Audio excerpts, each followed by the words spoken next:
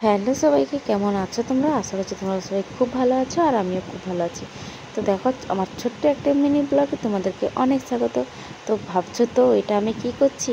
তো আমাদের বাড়িতে যেহেতু পুজো, তো আজকে ছিল বাজার করার দিন। তো তার জন্য দেখো আজকে সজনে ডাঁটাগুলো নিয়ে এসেছে, তো ওগুলো যাতে শুকিয়ে না যায় তার জন্য আমি ভিজে গামছা দিয়ে এইভাবে জড়িয়ে রেখেছি। তো চলো, তারপর চলে এসেছি, মা গেছিলো বাজার থেকে নিয়ে এসেছি শিঙি মাছ।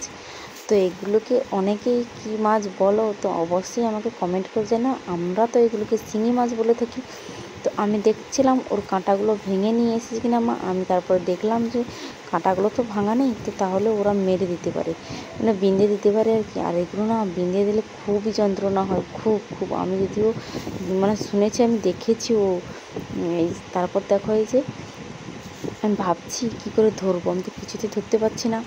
তারপরে ভাবলাম ক্যামেরাটা বন্ধ করে, দেখতে পাচ্ছ আমার মুখটা, মানে ভয় লাগছিলো যত আমার। তো তারপর দেখো তোমাদেরকে ভাবলাম দেখাই। তো এই যে দেখো, এগুলো না খুবই মানে মারাত্মক বলা যায় মাছ।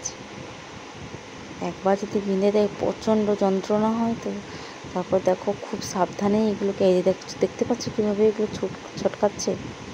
তো তারপর দেখো এই যে আমি লাস্ট পর্যন্ত আমি দুটো নিয়েছি।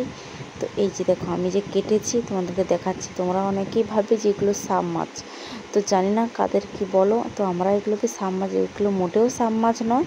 তো এইগুলো হচ্ছে শিঙি মাছ। তো দেখো এই যে আমি কেটেছি একটাকে, এই যে দেখতে পাচ্ছ এগুলোর গা না খুব তেলতেলে হয়, কিন্তু আঁশ থাকে না। তো চলো টাটা। ভিডিওটি কেমন লাগলো অবশ্যই তোমরা কমেন্ট করে জানিও। তো দেখো, দেখা হচ্ছে আমাদের পরের ভিডিওতে। তো আর হ্যাঁ, আমার চ্যানেলে চোখ রাখতে দেখো, তোমরা অনেক ভালো ভালো ভিডিও দেখতে পারবে। তো চলো, আমার বাড়িতে যেহেতু পুজো, তো ওর ভিডিও আসবে তাড়াতাড়ি।